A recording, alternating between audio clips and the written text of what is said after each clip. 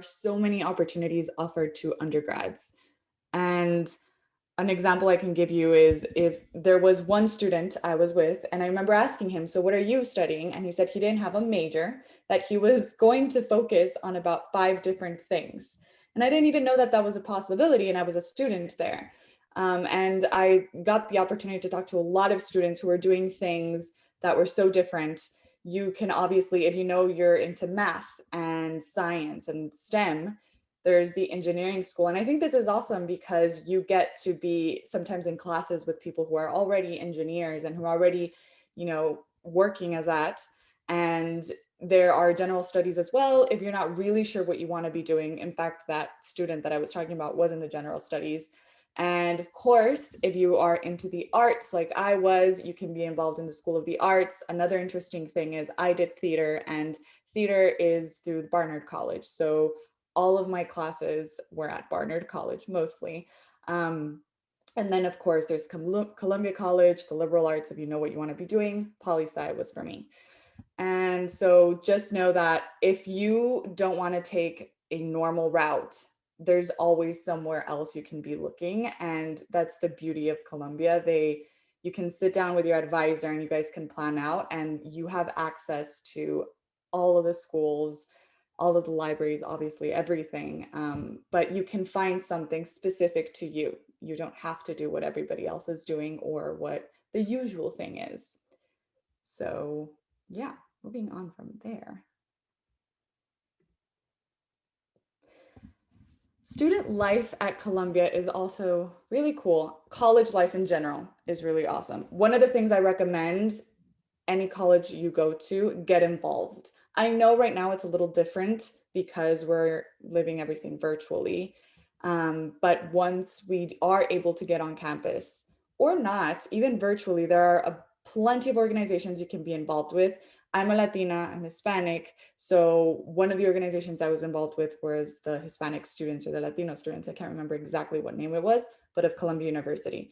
Essentially what we did was a group of Latinos, Hispanos, we'd get together every month and we'd discuss our life at Columbia, and we'd do just events where people who were Columbia alumni would come that were Hispanos and be like, this is where I work, and these are the opportunities offered to you once you graduate, stuff like that. But beyond that, there are so there are the craziest extracurriculars you could even think of there's obviously, like, I don't know, the Frisbee Club, or if you're into math and science, there's a robotics club. There's a lot of things you can get involved with. I would recommend you do that because it's a sure, easy way to make new friends. It's a sure, easy way to figure out what your passion is without having to, maybe take classes and you're so full with your curriculum and you want to try something new. I don't know, maybe dance, or if you're in STEM, you get to do that, right? So another reason is because once you graduate, it's not as easy to be involved in all of these other extracurricular activities. So just know that if you're a multicultural student, if you are into hobbies that you don't want to be studying, but they relax you or they excite you, this is where you want to be investing your time, your extra time when you have it. This is also a great way if you want to be going into do a master's afterwards, or do your PhD, or what you want to be doing. This is a great way to show like that you were a leader, or that you were part of a team, or that you're well-rounded in many ways, because it's just like in high school right now. So when you're in high school, you do these extracurricular activities and you're doing all of these things to demonstrate to colleges that you have a well-rounded life. Same thing for when you want to graduate after and maybe continue studying. So this year, the class of 2024 was, there were a total of 40,000 applications and only 2,544 were admitted. And of these admitted students, the statistics are that it was between 1,500 and 1,560. So obviously 95% of the accepted students were in the top 10 of their class. This is probably not a surprise to anybody that the people who apply to these colleges are very smart or very academically driven. So just know that whereas, yes, you do have to demonstrate that you have the academic capacity to be at a school like Columbia, there are many ways that you can, other colleges, many colleges that offer an avenue to get to Columbia as well in the long run. But in the first try that you get, yes, it's very competitive. And you guys probably already know this. There's a lot of people applying. Not all of the majority don't get in, but there are ways, and there is the typical student that does get in, and we know what that looks like. And that's what we're going to be talking about today. So for the class of 2024, we know that there are 50 US states represented and 70 countries. I think that's really cool. One of the awesome things that I loved about Columbia was, I don't know if it's because it's in New York, probably has a lot to do with it, that it's so diverse. There were people from all over in all of my classes. And you get to learn a lot about this, obviously, especially me that came from a smaller town in Texas. It was very different for me. And the number of first years are 1,492. I thought this was pretty cool that the academic area of interest, 31% was mathematics and natural sciences, and then we had engineering. I wasn't in that world, but I definitely had classes with a lot of these people, especially for my core classes that I had to take, because I had to take science classes, I had to take math classes, and very popular, obviously, among students to be taking mathematics and engineering. So there's also 17% there. Oh my God, what did I do? I'm sorry. 17% of these students are first generation going to college, which is also, it tells you a lot about, I don't know why this is happening. Sorry, guys. There we go. So it tells you a lot about who you're going to be dealing with. I know it's 17% might not seem like a lot, but the type of people you're going to be meeting are people who work very hard and who are super grateful to be in these types of schools. 51% female, 49% male, almost half and half. Actually, that's pretty cool. I didn't know. When I was there, I think it was mostly male, or well, more percent male. So deadlines were the November 1st is early decision applications, and I hope you all know that. And we'll talk about what early decision is in a moment. And then there's also the QuestBridge National College Match applications. So this is interesting, and I didn't really know what it was until a little while ago. So this is for low-income students and to have the possibility to go to Ivy Leagues. And what they do is in college, they apply, and it's basically help to get directly to these Ivy Leagues if they don't have the money. Then we have November the 15th, the early decision if you have financial aid, need financial aid. And then mid-December, early decision candidates will know what the decision is. January 1st is deadline for regular decision applicants, which was what I did. I did early decision. I did regular decision for Columbia. I don't think I did early decision for anybody. I can't remember. Early January, early decision, you basically let the school know, yes, I'm in. And then February 15th is the deadline for the regular decision with financial aid applications. And early decision, as I mentioned, if you are super 100% sure that you want to go to a school, this is where you have to apply. And the reason it's really good for you is because a lot of, in fact, I think I read this somewhere that Harvard Law, I think it was Harvard Law, I can't remember. But the point here being that you have a more of a chance of getting into the school of your dreams if you apply early decision, because there are less slots to be filled once it gets to regular decision. A lot of the slots that need to be filled get filled in early decision, because obviously schools want you to go to their school. So early decision is letting them know that if you accept me, I am going 100%. And so they're going to accept a lot of students within the early decision. I recommend it. I didn't do it because I wasn't really sure where I wanted to go. So I wasn't willing to commit to any school. And but most of my friends who applied early decision to their schools got in early decision. So like I said, this is due November 1st, and make sure that you complete your standardized testing by November as well. So hopefully everybody knows some of this, but I was very overwhelmed when I was applying to colleges with this checklist. I wasn't sure if I was missing something. For some schools I was, and they let me know. And so just make sure these are the things you have, write them down on a board somewhere where you can see, check mark them. But obviously we have the application part where you have autobiographical information. This is where you basically put your resume laid out, fleshed out, of what you've achieved. What are your extracurricular activities? Have you worked a little bit? Internships, all of that.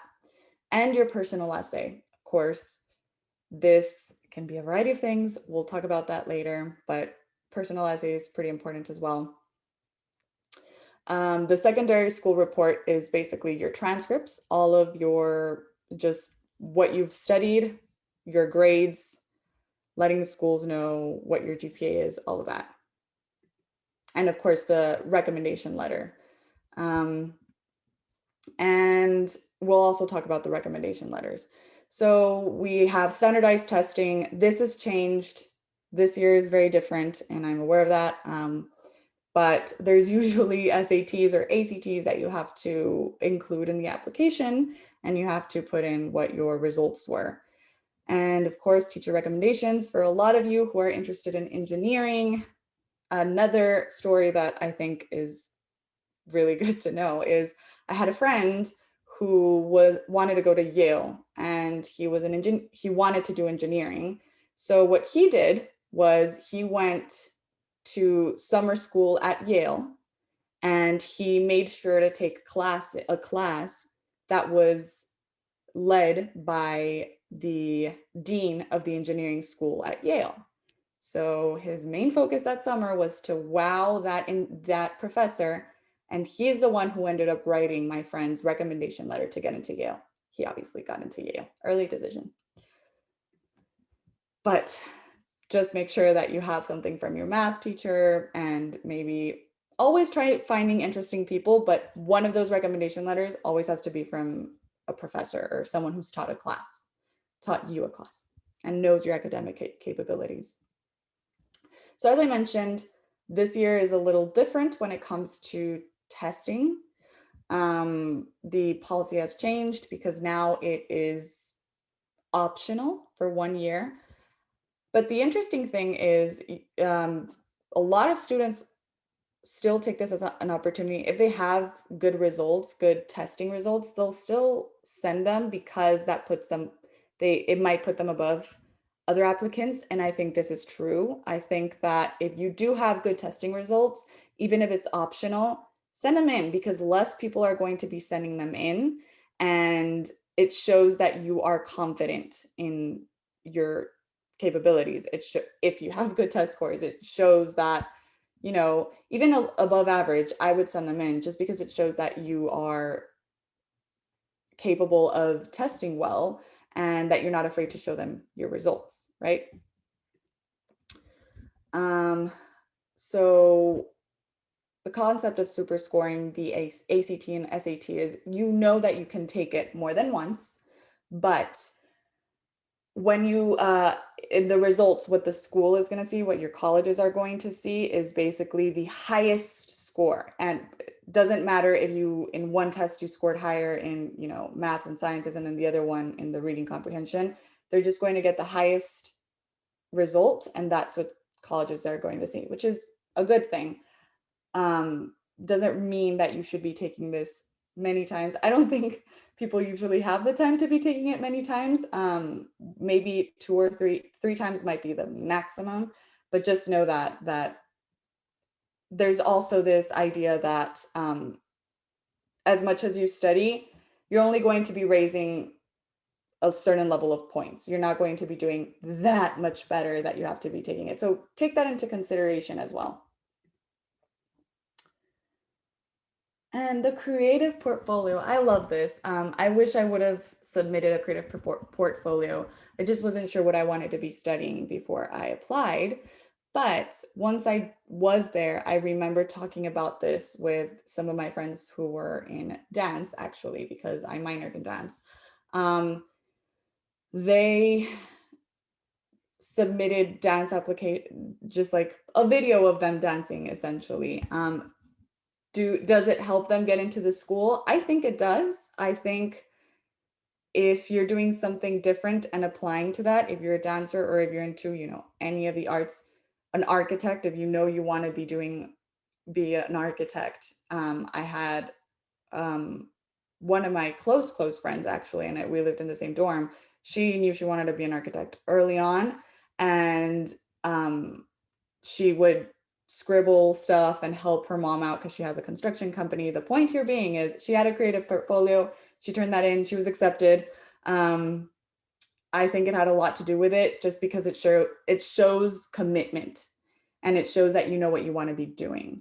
And also doesn't mean that you're kind of stuck studying that if you find out that you don't want to do that. But it's an added thing that lets people know. Even more interesting if you submit a creative portfolio and you want to be doing something like the STEMs or, you know, engineering. I think it lets them know, again, you're well-rounded, you're interesting, you have a capability of doing various things. So yeah, if you do some arts, consider submitting something like this. So quick facts. The tuition and fees for Columbia are about $61,850. And then room and board is $14,490. The book and personal expenses obviously varies from person to person, but the estimated total cost of attendance is $80,394. And, you know, again, that varies. It could be a little less, it could be a little more. And obvious first year students have a one-time orientation and transcript fees of $580 as well. I think I did purchase the medical insurance, if I'm not wrong. And I think it lasted until like a semester or a year after I graduated still. So there's that additional cost as well. But the good news is for international students as well is that you can receive financial aid, and the average is $66,350, which is pretty good. And they will cover your costs for the complete 4 years for what it is you need, if you need financial aid, for the amount you need, which I think is really cool. And not a lot. I remember Columbia University offering very good financial aid. A lot of the kids that I was with were there because of the financial aid. They were accepted to a lot of other good colleges, but they decided on Columbia because of that. So I know that they offer great financial aid versus other colleges. I would definitely look into that if you're in need of financial aid. And now the selection process of Columbia University. So, you know, there's no sure way of knowing this. And I love, I think it's important to mention this first, which is you can do all of the right things and still not get into your school. And you can do something that is, you know, kids that you're like, really, they got in and they still get in, you know, like there's no formula for getting in. Are there things you can be doing that can get you closer to that? Absolutely. There are applicants that you know that they're going to get into good schools when they're applying in college. I mean, in high school. Yes, but there's always a possibility that you might not be getting in. So making sure that you do your best when you're applying and that you have some sort of angle is always a good idea.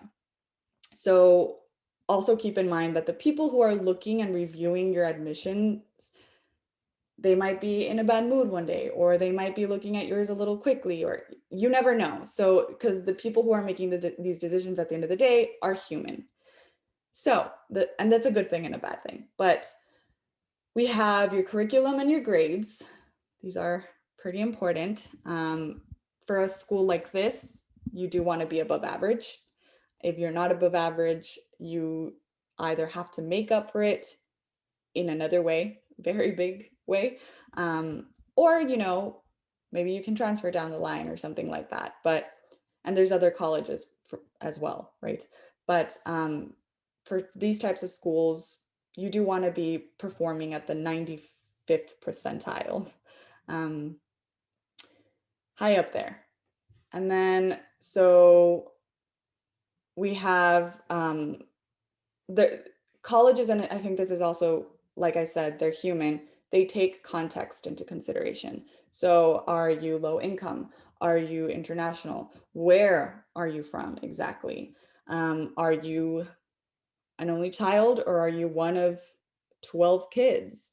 Are you, do you live under certain circumstances that normal people don't live under? All of that, they take it into consideration. So, for example, if you don't have very good grades, but you're living in some area that doesn't have good, education or Wi-Fi, or I don't know, something very extreme, but you managed to get out of all of that and, try your best and all of that, they might take that into consideration, which is, I know some kids that have got into good schools because of that same reason, because it shows character. Then we have extracurricular activities. I love talking about this topic, but point here being is they don't want to see someone that does everything. They do want to see someone that is well-rounded, and they want to see someone who has passion and someone that is committed. So someone that started an extracurricular activity at a certain age and they kept going and maybe they got better at it, or something like that. But, or you can show that you're a leader here. You can show that maybe you held a job, you had really cool internships, unique internships, stuff like that. This is a place. And then I mentioned this a lot, character. They want to know that if the reason, so a lot of world leaders and very successful people, they say come from some sort of Ivy League, is because when they're applying, they already show this type of character when they're in high school, right?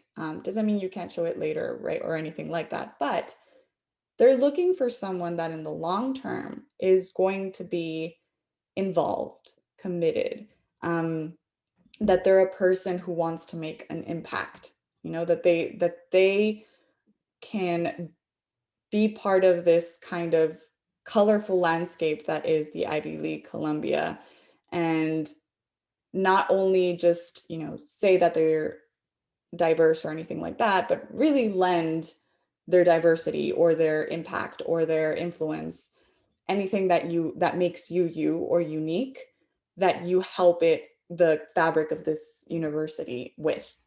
And then there's the fit. I think one of my college essay when I applied was all about fitting into Columbia University, I remember, and I'll talk about that in a little bit when we get to the essay portion. But do you fit?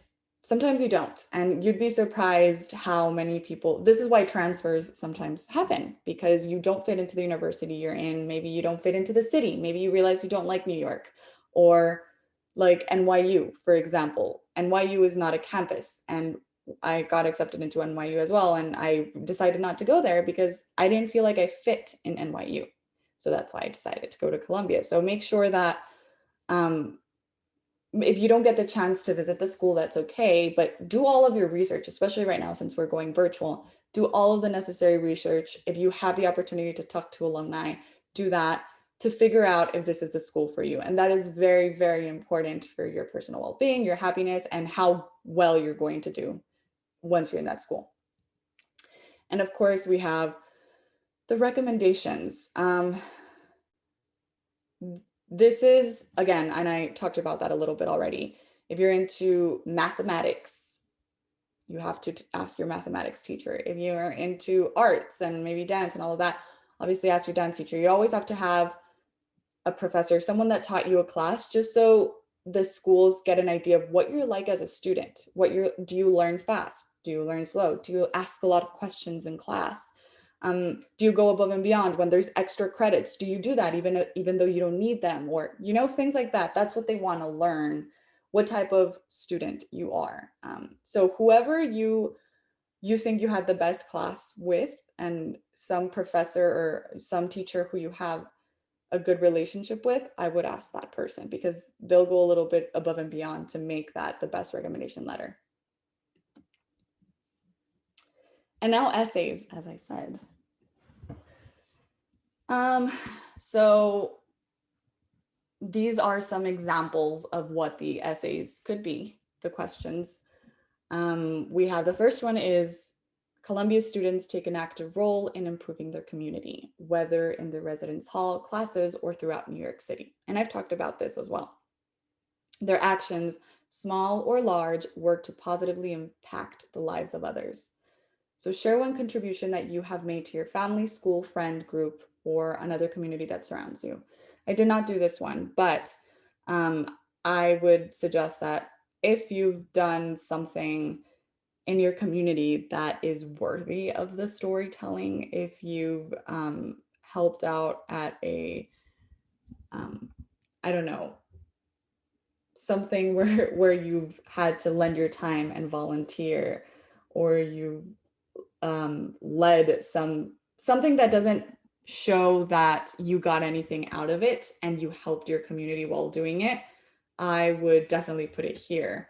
If you're an activist, a young activist, if you've gone on protests, things like that, this is where I would put that, and why it matters to you and why you think that it's a contribution to society. Again, like I've said, they want people who in the long run will keep making an impact and care about what's happening in the world around them.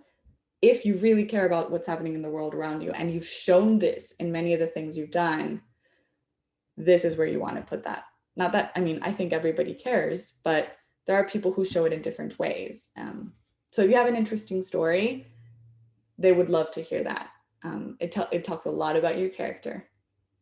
This is the one I wrote about, which is, why are you interested in attending Columbia University?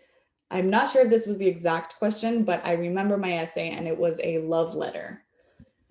It started with, "Dear Columbia," I think, or something like that. And basically it was me finding, it was a letter that talked about why I was figuring out as I went along that I was in love with this university. And I made very specific examples of why I wanted to go there and what it meant to me personally. And I talked about professors. I talked about what I thought I wanted to be studying. I was very personal and specific. When I wrote that, I let them know, I know your school and I know I'd be a good fit, and here's why. But I did it in a creative way, which was writing a love letter.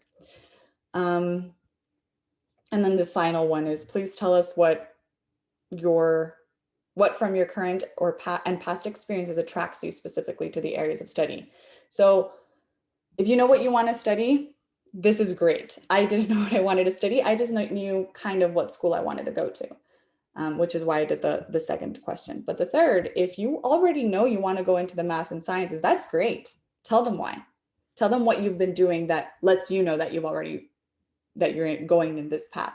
Are you in the robotics team? Are you, do you stay after school to learn more about math? Do you do AP math or stuff like that? Just, this is where you want to shine. But make it specific. Any essay The important thing is don't make it generic where you could just basically tweak a few things and send it all out to all colleges. And I'm sure a lot of you already do that.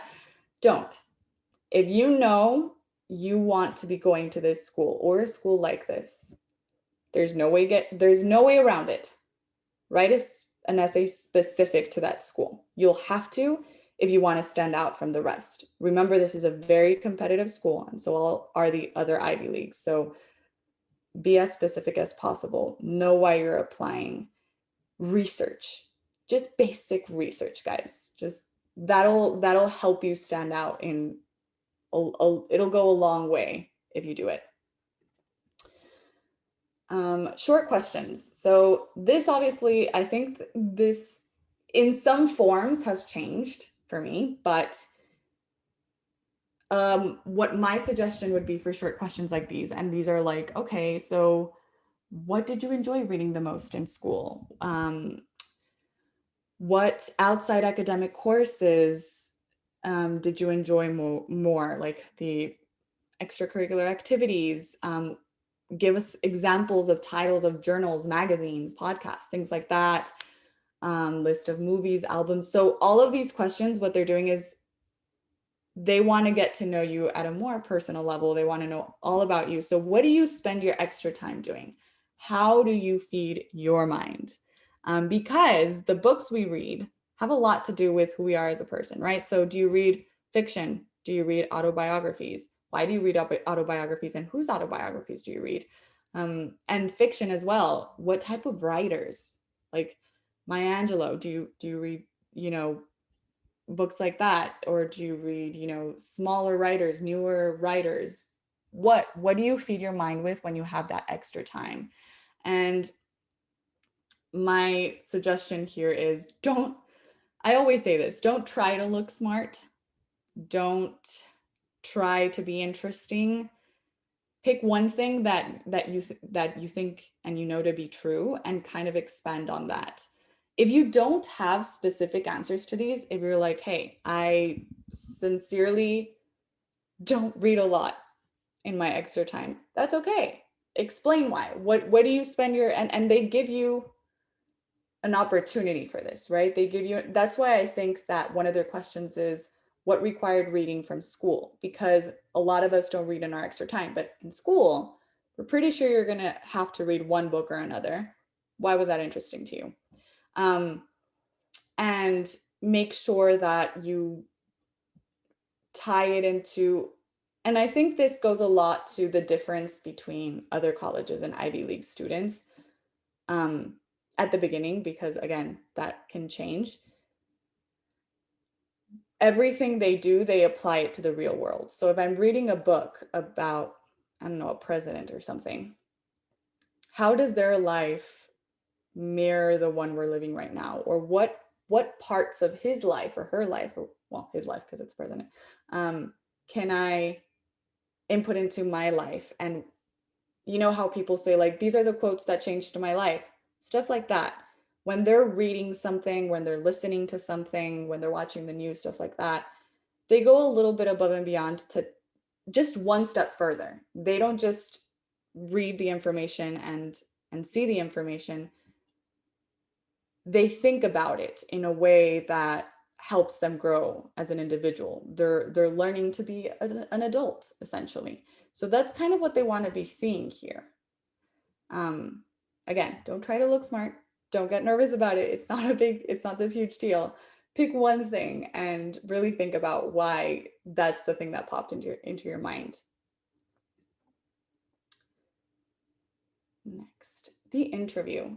A lot of people get really nervous about that. I think the easiest part is the interview. Again, can be different for everybody, but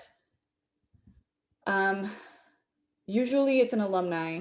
They contact you, and for Columbia, I don't think I got an interview. There's only like 2 interviews or 3 that I remember that were at Yale and Brown. And I'm probably missing another one. But anyways, the interview, it's just a conversation to get to know you as a person. It's almost like, okay, they want to know if the person who's on paper is who they say they are in person. If you don't get an interview, it does not mean that you're not gonna get into the college. It really just means that either they didn't have enough people to do the interviewing, there was no time, they didn't find it necessary, maybe. It really can be a variety of things. So if you don't get an interview, don't freak out. But if you do, go prepared. Any interview you do, research beforehand. Why do you want to go to this school? They're going to ask you the very basic questions. Why do you want to go to this school? What are you interested in? What do you see yourself doing? What is it about Columbia that drew your attention? Do you know any professors that you'd like to have classes with? Are there any extracurricular activities that you think you might want to be involved in once you get there? Those are the types of questions you're going to get asked. Very basic. So go prepared with why you want to go to Columbia, right? So when they ask you that, you're not like, oh, I don't know, it's just a really good school. No, that's not going to cut it. Always about passion. Why are you passionate about Columbia University? So if they ask you that, just imagine the question is that, and be prepared. Right now, everything is virtual, so you're obviously going to be getting that interview virtually for this year. These people who are interviewing you are usually alumni, I believe. I've never heard of it being a professor or something like that. And it's definitely not someone from the admissions. So this person who's interviewing you they might love you and they might send a letter, because I think they only have limited letters that they can send, maybe 2. And they interview a lot of people. So even if they love you and they send in a letter saying, we love this person, they are amazing, you have to accept them, you can still not get in. Just know that. So where the interview is really important, it's not the be all end all. That's why it's okay if you don't get one as well.